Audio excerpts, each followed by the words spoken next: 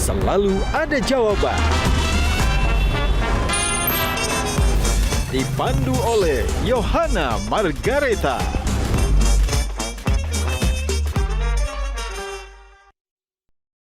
Dipersembahkan oleh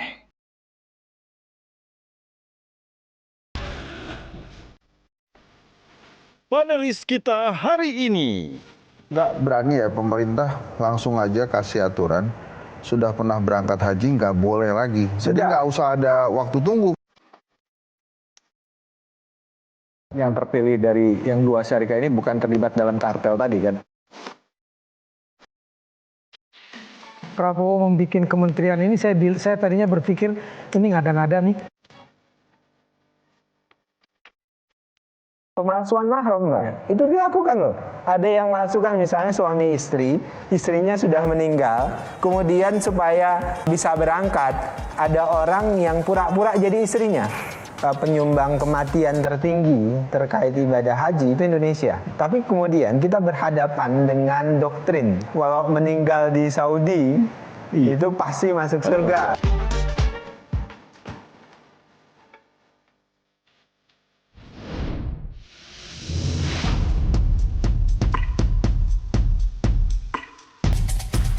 Gajah Duduk dipilih karena keunggulan dalam berinovasi, sehingga melekat di hati masyarakat secara turun-temurun. Perkembangan sarung sedemikian pesatnya, hingga sekarang tidak hanya digunakan pria sebagai outfitnya, tapi juga wanita di segala suasana. Sarung Gajah Duduk menawarkan kenyamanan yang sesungguhnya. Gajah Duduk hadir di setiap momen terbaik Anda. Sesuai dengan tagline kita, sarung Gajah Duduk adalah legenda Nusantara. Sarung adalah budaya kita, sarung adalah Indonesia.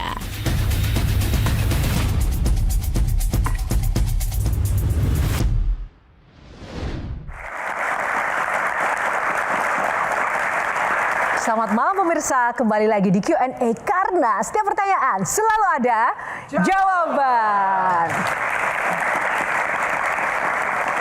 Malam ini kita akan membahas salah satu topik yang selalu menjadi perhatian jutaan masyarakat Indonesia, yakni pelayanan haji dan umroh. Mulai dari regulasi terbaru, sistem kuota, transparansi biaya, hingga kartel yang menguasai industri haji dengan keuntungan yang sangat besar. Inilah Q&A antara kuota dan kartel haji. Dan telah hadir kali ini di studio sosok yang berada di garis terdepan dalam memastikan penyelenggaraan haji dan juga umroh berjalan aman, nyaman, serta sesuai dengan standar pelayanan terbaik bagi jemaah Indonesia. Langsung saja kita sambut Wakil Menteri Haji dan Umroh Republik Indonesia, Dhanil Ansar Simanjuntak.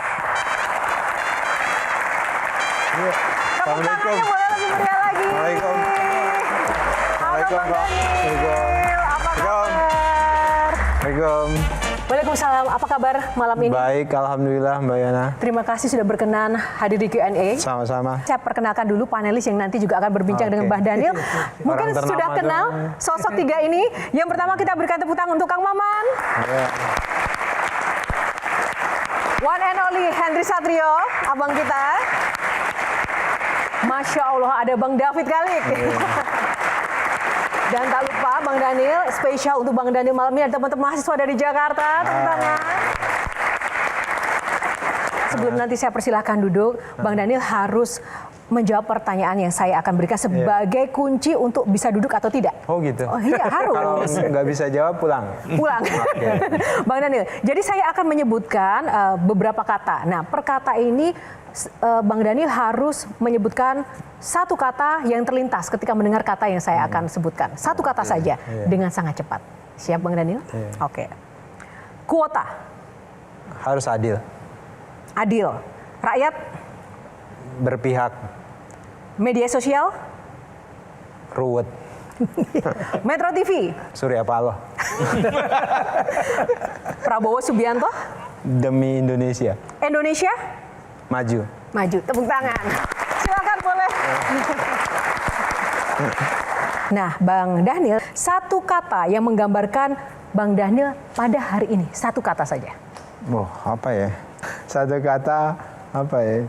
Untuk pengabdian menurut saya. Kenapa yang terlintas pengabdian? Ya bagi saya pada saat ini ngurus haji itu sesuatu yang ruwet ya, sesuatu yang ruwet. Kemudian dua-duanya ada di tepi jurang begitu, karena sekian puluh tahun ada keruwetan di situ.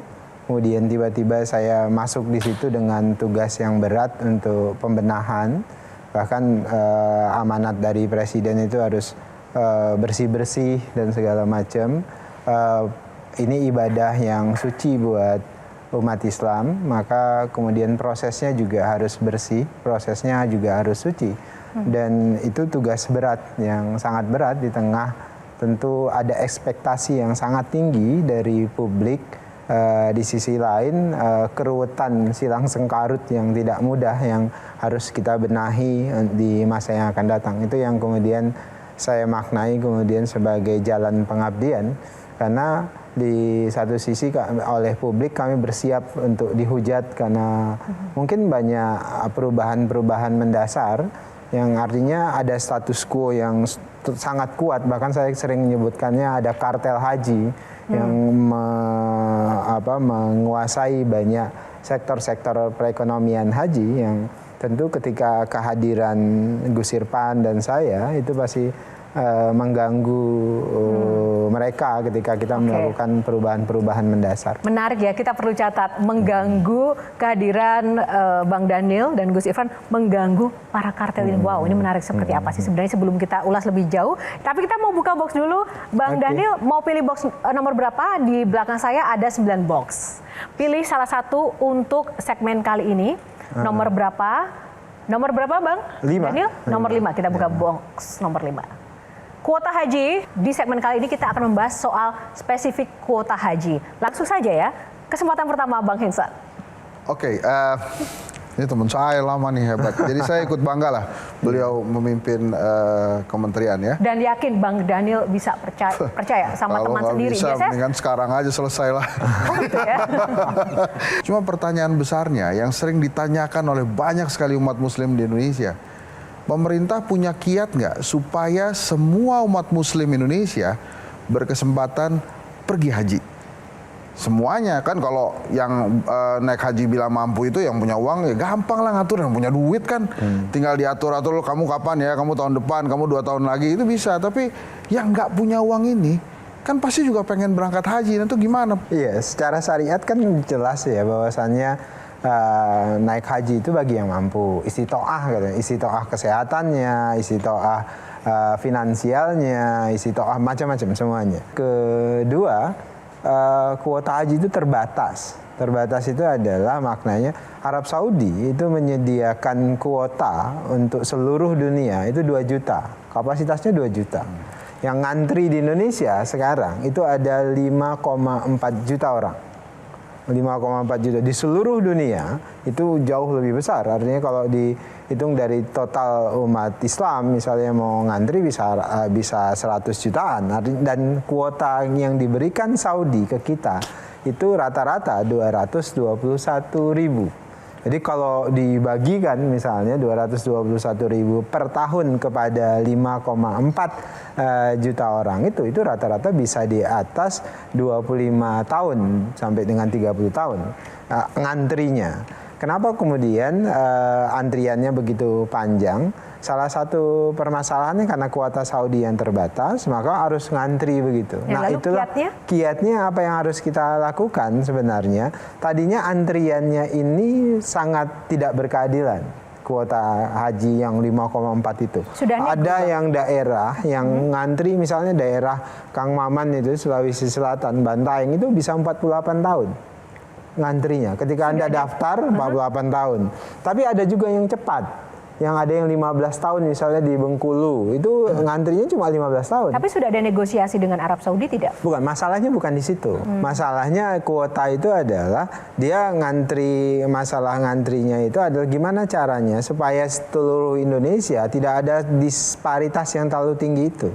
Makanya kemudian kita merubah pola antrian supaya polanya itu berkeadilan di seluruh Indonesia. Jadi orang yang dari Aceh sampai dengan orang di Papua antriannya sama. Makanya kemudian yang 48 tahun tadi kita hitung pakai hitungan lama antrian, pakai jumlah antrian, tidak lagi pakai jumlah penduduk Islam. Itu kemudian turun dia, Mbak. Yang 48 tahun jadi turun. Kemudian yang di sini nih, yang 13 tahun, 15 tahun jadi naik, jadi sama rata. Tapi ada di trade off-nya kalau dalam kebijakan publik. Trade off-nya apa? Yang turun lama antriannya itu senang, tapi yang di sini marah karena dia jadi lama ngantrinya. Tapi itulah cara kita untuk memastikan adil untuk semuanya. Karena selama ini disparitasnya terlalu tinggi. Nah, apakah ada cara lain untuk antrian makin pendek? Ada, yaitu tambah kuota kita dari Saudi. Nah, pemerintah Saudi memang berencana untuk meningkatkan kapasitas daya tampung di Tanah Haram. Yang tadinya daya tampung 2 juta, mereka berencana 2030 bisa nampung 5 juta. Kalau mereka berencana tampung 5 juta, itu kuota kita bisa bertambah 100%. Bisa 500 ribuan. Pertanyaan berikutnya adalah, 500 ribuan kalau kuota kita bertambah, keuangan haji kita siap enggak? Kenapa? Karena keuangan haji kita itu dikelola oleh badan khusus yang namanya Badan Pengelola Keuangan Haji, BPKH namanya. Nah, itu uang setoran jamaah di awal ketika mereka mau mendaftar, itu distorkan ke situ. Nah, BPKH kita ketika nanti misalnya nambah 100%, itu berarti nambah dana istilah quote and quote ya, di tanda kutip, itu talangan untuk menambah dana haji, itu berarti naik juga 100%. Nah, itu akan berdampak terhadap keuangan haji kita. Saya kalau menjelaskan ini, Mbak Yona, harus panjang. Jadi kenapa? Karena publik perlu detail terkait dengan hal ini. Makanya saya selalu sebutkan literasi haji itu dibutuhkan, Bang Hensat. Kenapa? Karena selama ini publik yang awam dengan orang-orang yang bekerja di sektor perhajian itu pengetahuannya tidak sama. Jadi orang yang mengelola perhajian, baik itu di ekonomi hajinya, KBIH misalnya, travel dan segala macam, itu pengetahuan hajiannya lengkap, tapi publik tidak. Itulah yang tadi saya sebutkan. Kemudian karena ada gap di situ, itulah yang kemudian menyebabkan ada potensi kartel dan macam-macam. Sehingga mudah misalnya di sosial media itu diprovokasi dengan pendekatan emosional dan macam-macam. Itu nggak berani ya pemerintah langsung aja kasih aturan, sudah pernah berangkat haji nggak boleh lagi. Jadi nggak usah ada waktu tunggu, kan sekarang ada waktu tunggu, nanti setelah beberapa puluh tahun baru boleh lagi gitu. Nggak usah ada gitu. Anda sudah pergi ke haji, udah gantian sama yang lain, nggak usah lah. Masa mau masuk surga maunya sendiri aja, yang lain nggak boleh gitu kan? Bisa nggak begitu? Tegas-tegasan aja, udah haji kan, udah cukup, satu. Undang-undang baru itu kalau dia sudah naik haji, dia hanya bisa naik haji 18 tahun lagi. Lebih lama, relatif nggak mungkin. Jadi kalau 18 tahun itu relatif nggak mungkin sebenarnya orang bisa naik haji 2 kali kalau kesempatan naik haji yang kedua kali hanya boleh dilakukan 18 tahun ke depan. Karena lama antrian saja itu bisa 26 tahun pada saat ini. Jadi sebetulnya relatif nggak undang. Sorry Pak Wamen, maksud saya kan ini undang-undang baru ya. Kenapa waktu undang-undang baru tuh nggak langsung tegas saja, naik haji hanya sekali? Masalahnya adalah Anda nggak bisa membatasi kemampuan dan kemauan orang untuk beribadah. Konteksnya itu. Nah, itu bisa marah itu seluruh. Enggak, tapi kan wajibnya cuma sekali kan?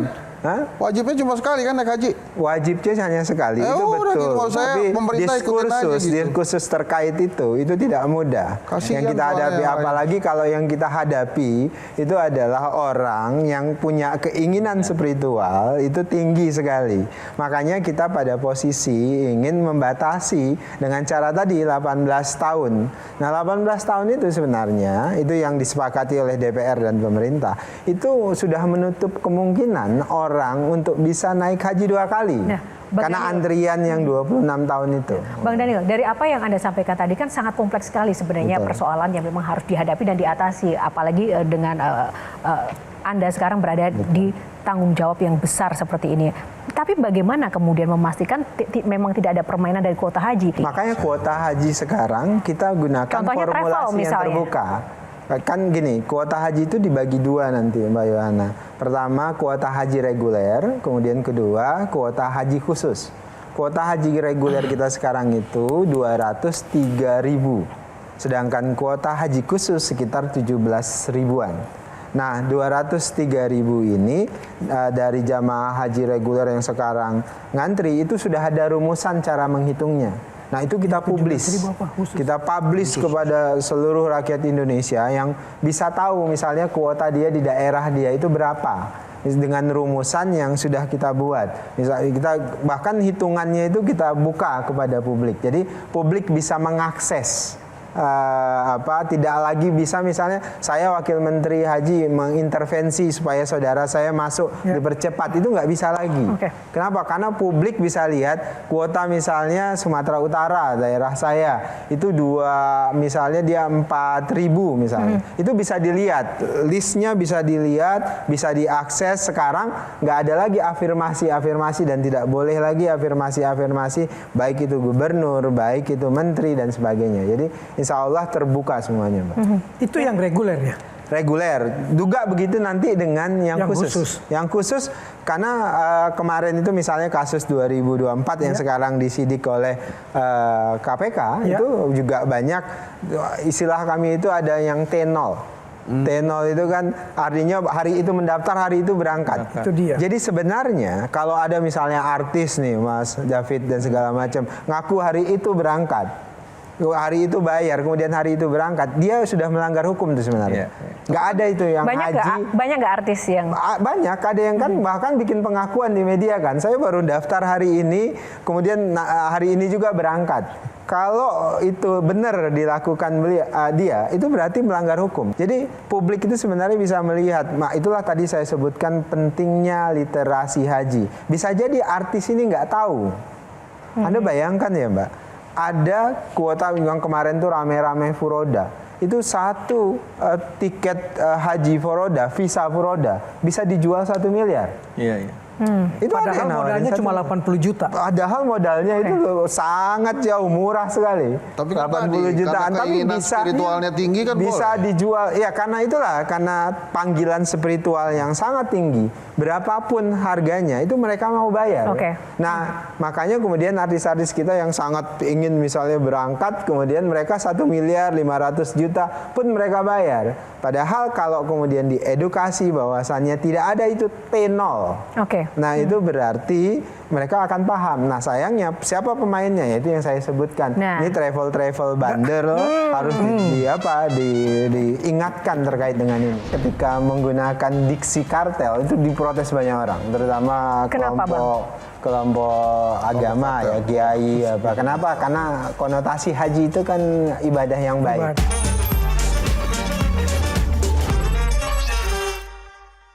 Dipersembahkan oleh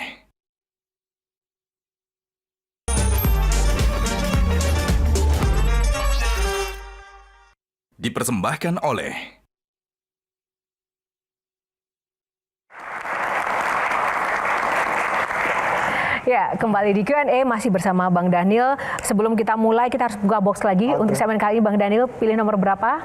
Nomor 3. Kita buka box nomor 3. Kartel haji, tepuk tangan. Teman-teman. Tadi kita bicara kuota haji dan sekarang kartel, masih ada kesinambungan ya. Tadi ada beberapa hal yang belum terjawab. Siapa sebenarnya di balik layar kartel haji ini? Tadi sempat dibilang travel dan juga mungkin ada artis-artis yang nakal tadi karena Bukan tidak ada artis yang nakal, bahkan nggak tahu. Tidak ada literasi. Langsung saja mungkin Mas David dulu. Ini karena nyebut-nyebut artis dari tadi Desi. Rasa terpanggil ya. Kayak kami artis, ya atau misalnya teman-teman artis yang lain, kita ini kan begitu dengar furodah, atau mungkin secara umum orang dengar furoda adalah akan dapat fasilitas yang oke, nyaman karena bayarnya uangnya nggak sedikit. Ada yang 500 juta, 750, ada satu yang bisa sampai di sana.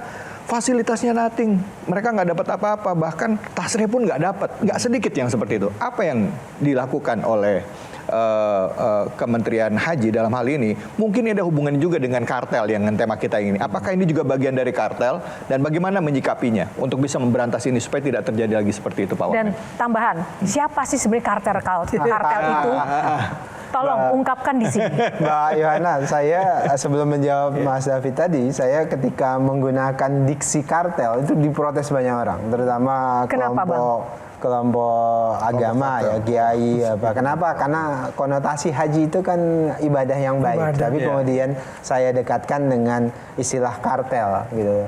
Sebenarnya itu ungkapan emosi. Kok ada orang yang harusnya mengurusi sesuatu yang suci, tapi berlaku kotor, itu emosional, Mbak. Makanya kemudian saya menggunakan istilah kartel haji saya bilang. Tapi bukan bermaksud untuk kemudian mengkonotasikan di haji itu ada keburukan di situ. Ibadahnya ini ibadah suci, tapi sayangnya dikotori oleh orang-orang yang bermain di circle perhajian itu dengan cara-cara yang kotor, ngambil keuntungan. Agama dijadikan komoditas oleh mereka. Ini kan komoditas spiritual, kemudian itu dimaterialisasi dengan cara-cara tidak masuk akal. Nah, itulah yang kemudian saya sebut ini kartel haji kok. Maksudnya orang-orang ini tega menjual agama dalam tanda kutip untuk kepentingan pribadi dan kelompok mereka. Jadi wakil menteri haji itu, Gus Irfan dan saya ngurus haji itu, saudara kami nggak nambah, Mbak.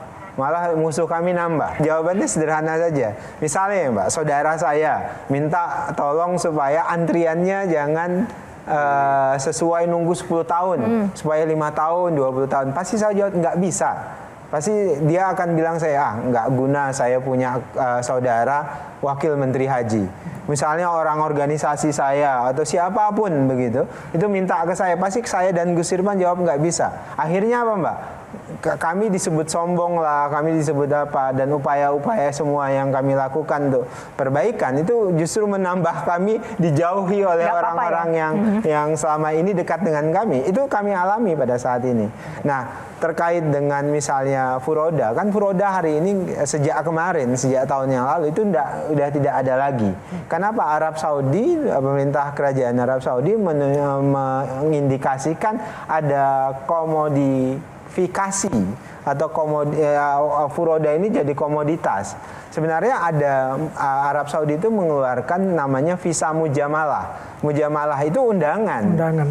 Jadi orang-orang tertentu yang diundang oleh pemerintah kerajaan Saudi. Dan itu bisa siapapun. Misalnya tukang sapu jalanan yang Arab Saudi ingin memberikan apresiasi ke mereka, itu diundang, Mbak. Visanya, biayanya itu diundang. Mereka menjadi tamu raja istilahnya.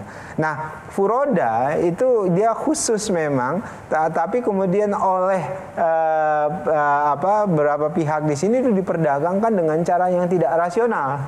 Nah, itu yang kemudian muncul T0 tadi, orang yang beli langsung Nah, bahkan yang lebih tragis misalnya di reguler orangnya meninggal.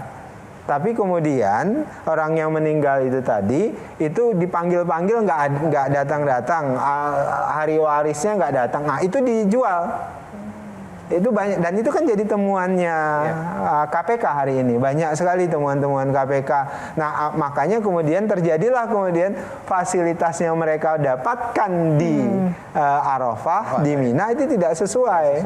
Inilah yang kami hari ini kami mulai tertibkan, tapi terus terang Bang David, ini nggak mudah. Kami pasti dihadapkan dengan tantangan sabotase misalnya. Kalau saya sebut kartel besar itu kan pasti melibatkan banyak orang ya, Mbak. Saya nggak mau tunjuk hidung, tapi yang jelas kami di hari-hari ini dihadapkan dengan fakta itu. Nggak mudah bagi kami.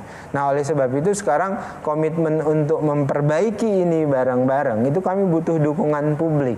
Karena sekarang misalnya Mbak, tadi kenapa sosial media saya bilang ruwet.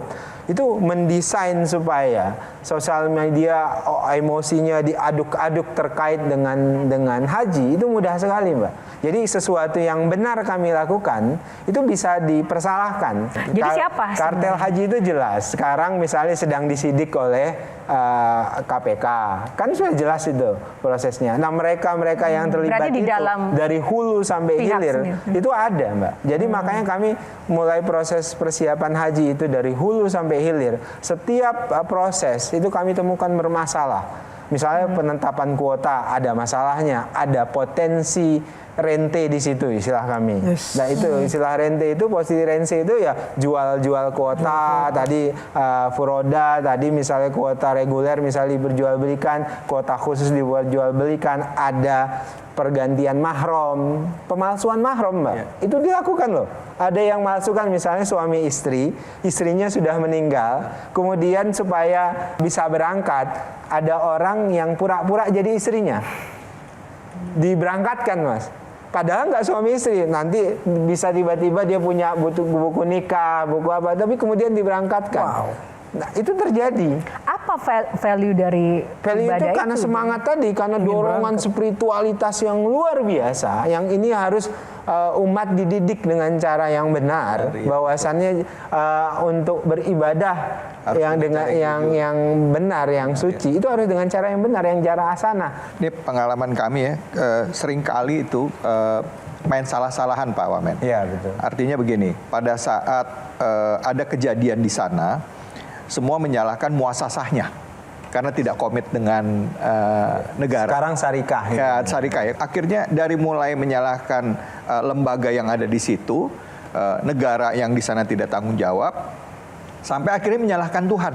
Artinya apa? Sabar ya, ini ujian dari Allah. Ujian dari Allah. Padahal sebenarnya kesalahan dari orang ini, tapi yang dibawa-bawa Tuhan. Nah, ini kayaknya artinya kan ke depan sudah harus dibenahi. Apa yang kira-kira akan dilakukan? Apa yang sudah dipersiapkan oleh Kementerian Haji? Sekarang mulai dari istilah istitoah kesehatan, Mas. Jadi istitoah kesehatan itu jadi hal yang sangat penting.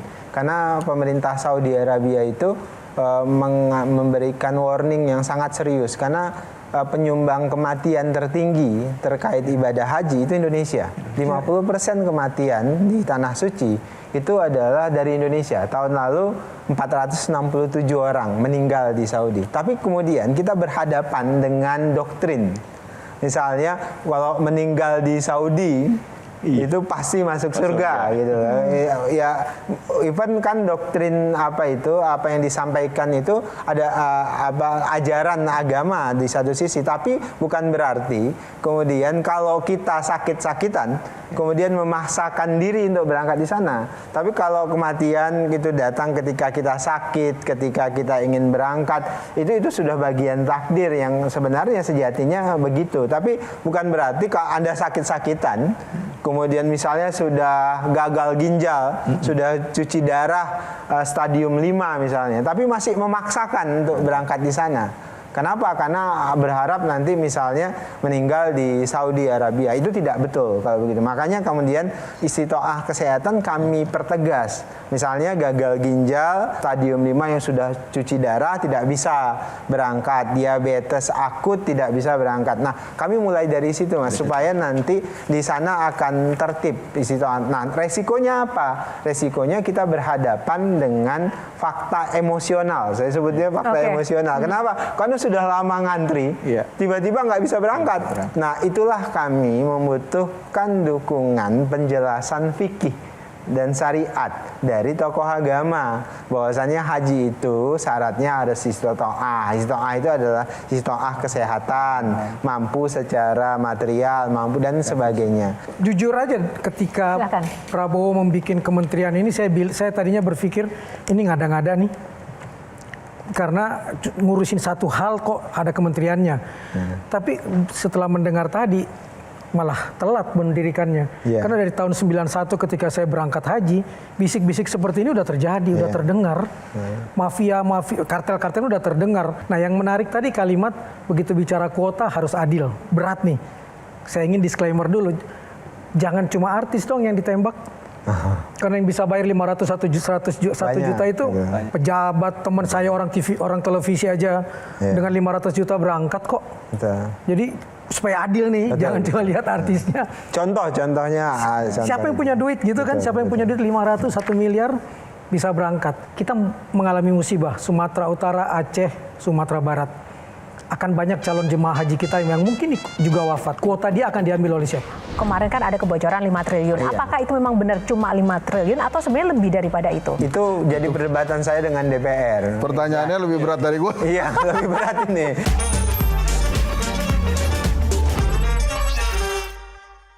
Dipersembahkan oleh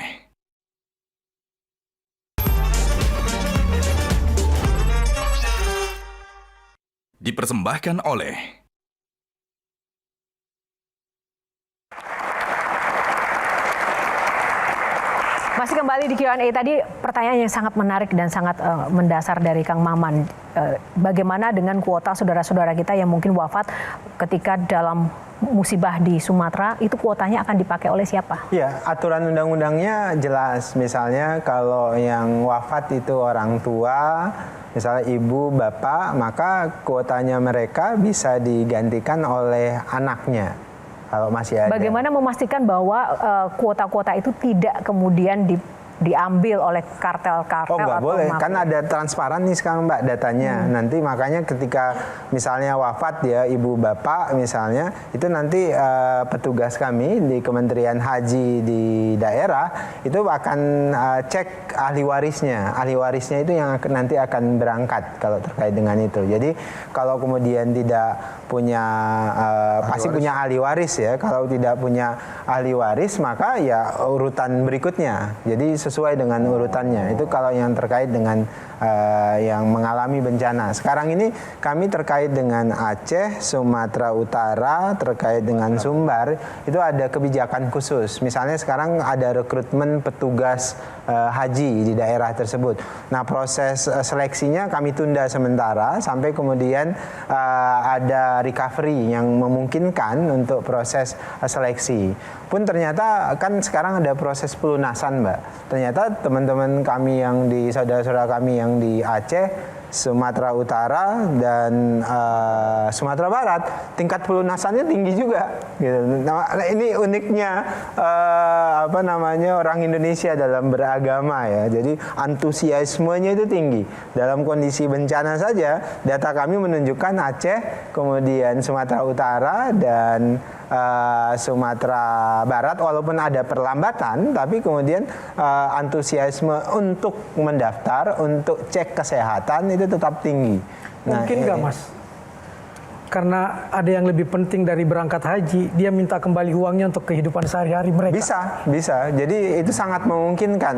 Jadi kalau kemudian memutuskan untuk tidak naik haji atau menunda, itu bisa. Kalau ada dua pilihan, memutuskan mundur atau memutuskan menunda. Ya. Dia menundanya itu bisa tahun depan, bisa tahun depan lagi sesuai dengan kemampuannya. Jadi dia bisa menunda itu namanya kalau dia belum lunas dia menunda saja dulu. Nanti bisa berangkat tahun berikutnya dan seterusnya. Nah, terkait dengan tadi Kang Maman kenapa artis misalnya. Sebenarnya kenapa saya berikan contoh artis karena yang flexing, yang menunjukkan ini saya bisa berangkat pas berangkat bayar itu artis banyak kan. Yang naif justru Iya, artis. karena itu tadi PR-nya sekarang Mas David itu literasi, edukasi. Karena teman-teman artis kita itu perlu diliterasi terkait dengan regulasi dan sebagainya. Kalau tadi yang Kang Maman bilang pejabat, kemudian orang yang punya uang segala macam, itu dia biasa silent, diam aja gitu. Tapi berangkat terus.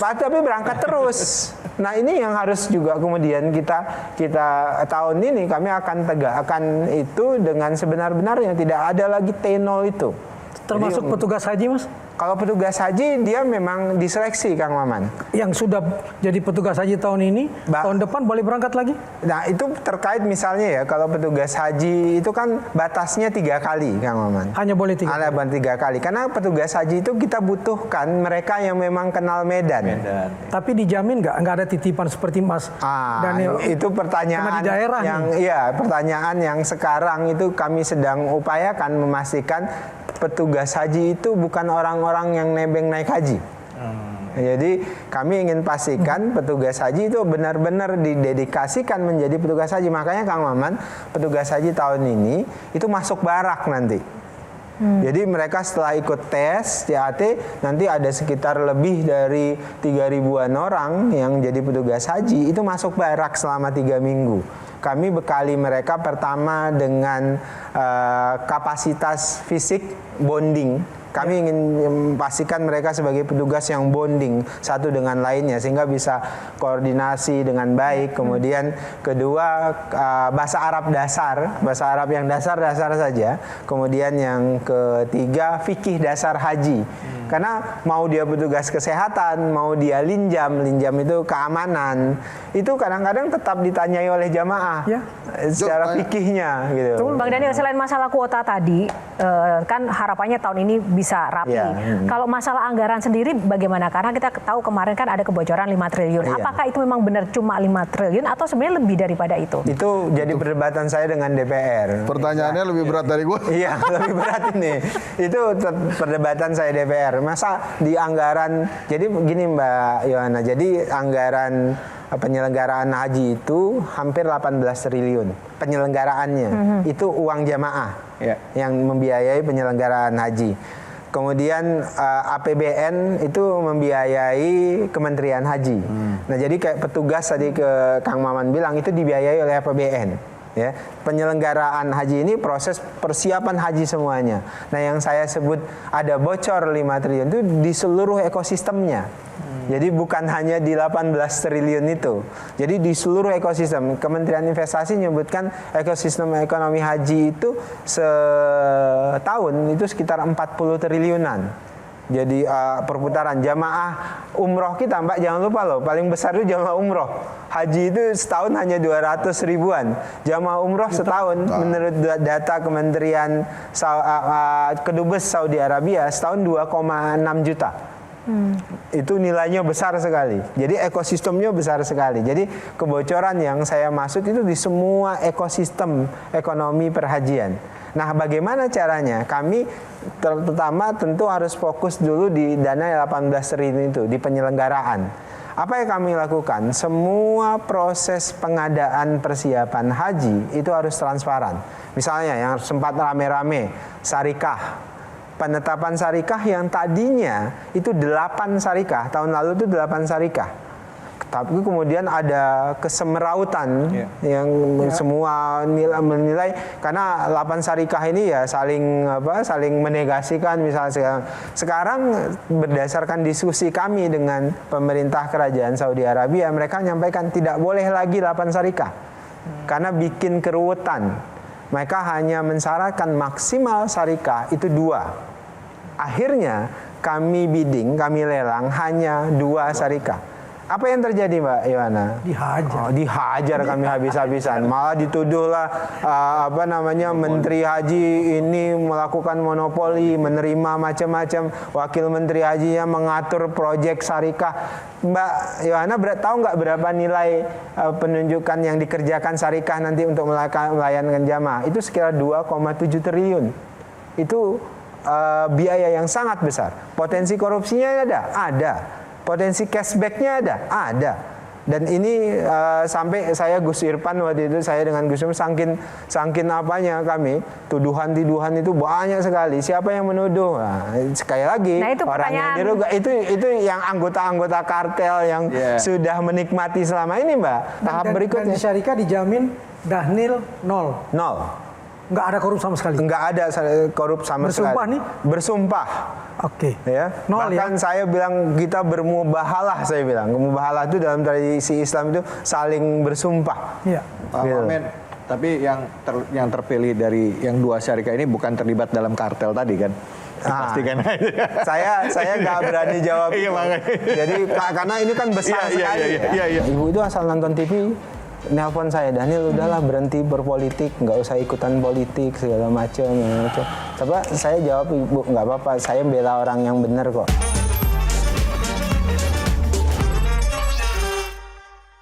Dipersembahkan oleh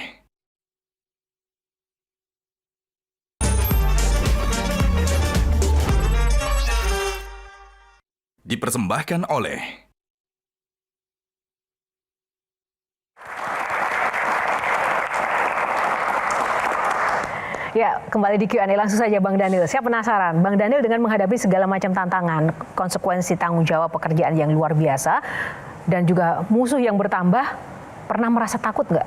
Takut, Mbak. Takut? Apa yang paling ditakutkan? Saya sangat takut itu, saya kepleset ya. Maksud saya kepleset itu, saya bareng dengan istri itu ketika disampaikan oleh Pak Prabowo ngurus haji, itu takut sekali. Gitu. Takutnya karena di satu sisi ini ibadah umat Islam, puncak dari ibadah, tapi memang ada praktek yang tidak bersesuaian dengan Islam itu sendiri dalam proses pengelolaannya. Dan saya dengan istri itu kami selalu bersepakat, ya udah kita benar-benar ngurusin betul saja pasti disalahkan, banyak kesalahan karena saya dan Gus Irfan pasti berhadapan dengan status quo yang kuat. Saya melihat biasanya selain istri ya, seorang tokoh itu dekat dengan orang tua. Dan saya melihat beliau ini kedekatannya dengan sang ayah. Iya, jadi itu luar biasa loh, Pak. Bapak saya itu Alzheimer sekarang. Jadi hampir 5 tahun setelah almarhumah ibu saya meninggal, bapak saya down, Alzheimer total. Jadi ibu saya meninggal 5 tahun yang lalu, 6 tahun lalu pasca pemilu 2019. Nah, ibu itu orang Tamiang yang sekarang Aceh Tamiang. Ibu saya itu orang asli Tamiang. Kemudian bapak saya itu orang Barus, orang Tapanuli Tengah. Nah, dua-duanya itu tertimpa musibah bencana pada hari ini. Dan ibu saya itu pendidikannya nggak tinggi, Mbak. Pendidikannya itu cuma SMP di Al-Wasliyah dulu. Kemudian tapi ibu saya itu, saya sering sebut beliau itu nasehatnya itu nasehat dalam diam. Jadi bapak saya itu orang Batak. Terus saya ingat sekali bapak saya itu orang Batak, patriarki sekali. Kemudian orang Batak tuh cenderung kasar gitu. Tapi ibu saya melewatinya dengan luar biasa. Makanya ketika ibu meninggal, bapak itu langsung linglung gitu loh, karena dia bingung gitu. Dan ibu saya pada masa tadi proses di 2019 kriminalisasi itu selalu nonton TV, Mbak. Dan beliau itu memang lagi sakit-sakitan, lagi diabetes akut segala macam. Jadi kalau nonton TV itu saya dipanggil polisi, saya dipanggil ini, kok anak saya yang dulu itu memperjuangkan anti korupsi segala macam, tiba-tiba itu kok dituduh macam-macam segala macam. Jadi ibu saya sampai bilang, karena basic saya ini dosen, Mbak. Okay. Saya dosen, aktivis, kemudian ASN waktu itu, kemudian masuk politik bersama dengan Pak Prabowo. Tiba-tiba saya itu kejadiannya. Ibu itu asal nonton TV, nelpon saya, Daniel udahlah berhenti berpolitik, nggak usah ikutan politik segala macam. Coba saya jawab, Ibu nggak apa-apa, saya bela orang yang benar kok. Saya ingat sekali kami kalah Pilpres 2019, besoknya ibu saya wafat, Pak. Jadi saya ingat sekali waktu itu Ramadan pertama di 2019 ibu wafat. Jadi bagi saya Pilpres 2019 itu keras sekali. Kemudian ketika ingat Pilpres 2019, ingatnya ibu. Sosok ibu cuma melihat anaknya dikriminalisasi, kalah pula, sehari setelah itu wafat, dan tidak melihat anaknya duduk sebagai wakil menteri sekarang. Kalau dia ada hari ini, apa yang mau disampaikan buat ibu? Jadi ibu saya itu jarang kasih nasihat, nggak ada kan nasihat Kang. Ibu saya itu pengen anaknya ya bener aja gitu. Pokoknya bener, kerja buat kepentingan orang banyak gitu. Tapi sebenarnya nggak sevisioner itu pikiran beliau. Sederhana saja, kamu jadi orang bener, kata jadi orang baik gitu. Nggak ngerugiin orang. Pak Wamen mau nyampaikan kalau ibu masih ada, apa kira-kira yang ingin Pak Wamen sampaikan ke ibu? Saya pengen Apa yang pengen pasang kaki palsu mama saya. Dulu itu yang ingin saya, itu yang nggak sempat saya lakukan. Karena mama diabetes, kemudian kakinya diamputasi. Waktu itu saya janji ke mama saya, setelah ini kita pasang kaki palsu. Banyak kok temen Anin, saya manggil mama itu biasanya panggil saya Anin, panggilan kecil saya itu Anin. Anin nanti pasang kaki palsu mama gitu, supaya mama bisa jalan lagi gitu. Nah itu yang nggak kesampaian Mbak, jadi sampai sekarang. Jadi kalau boleh ada penyesalan ya mungkin bagian itu. Karena waktu kita sudah habis, tapi sebelumnya saya ingin 3 panelis untuk menyampaikan harapan untuk Pak Wamen kita. Silakan mungkin dari Bang David dulu. Baik, harapan kami adalah pertama, tolong biaya haji lebih murah. Kedua, pelayanan untuk haji di sana lebih diperbaiki supaya tidak banyak yang terlantar. Dan saya yakin karena saya kenal Pak Wamen, punya komitmen dan dedikasi, begitu juga dengan Gus Irfan. Semoga Allah melindungi dan menjadikan haji tahun ini jadi lebih baik dibandingkan dengan sebelumnya. Amin. Itu harapan kami. Bang Vincent. Yang paling penting jangan sampai menterinya merasa tersaingi oleh aktivitas Anda. Jadi kalau merasa tersaingi nanti kan, waduh, ini kan jadi rahasia umum bahwa ada seperti persaingan antara menteri dan wakil menteri ini. Mudah-mudahan itu tidak terjadi sehingga pelaksanaan haji di Indonesia makin baik. Amin. Amin. Terima kasih Bang Vincent. Saya menggarisbawahi tadi, ini pekerjaan mulia, pekerjaan suci, ibadah. Tapi ada orang-orang busuk yang mengganggu di dalamnya. Saya tidak mau Daniel Ansar ada di bagian yang busuk itu supaya ibu bahagia nanti di sana. Amin. Teman-teman terima kasih, pemirsa terima kasih, bintang tamu kita Bang Daniel dan 3 panelis kita luar biasa terima kasih. Dan untuk Anda pemirsa yang menyaksikan episode Q&A kali ini, semoga dapat memberikan inspirasi dan insight bagi Anda dimanapun Anda berada ya saat ini menyaksikan Q&A. Dan tak lupa kami juga mengucapkan terima kasih yang sebesar-besarnya untuk Sarung Gajah Duduk, legenda Nusantara yang ada tulisan Arabnya yang sudah menyiapkan busana yang saya kenakan pada malam hari ini. Kita akan berjumpa lagi di episode Q&A yang inspiratif lainnya. Saya Yohana Margareta undur diri mewakili tim yang bertugas. Dan jangan lupa, setiap pertanyaan selalu ada jawaban. Sampai jumpa lagi. Metro TV. Pertanyaan selalu ada jawaban. Dipandu oleh Yohana Margareta.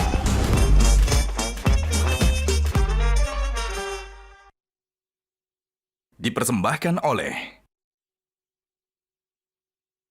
Jelajahi cara baru mendapatkan informasi. Download Metro TV Extend sekarang.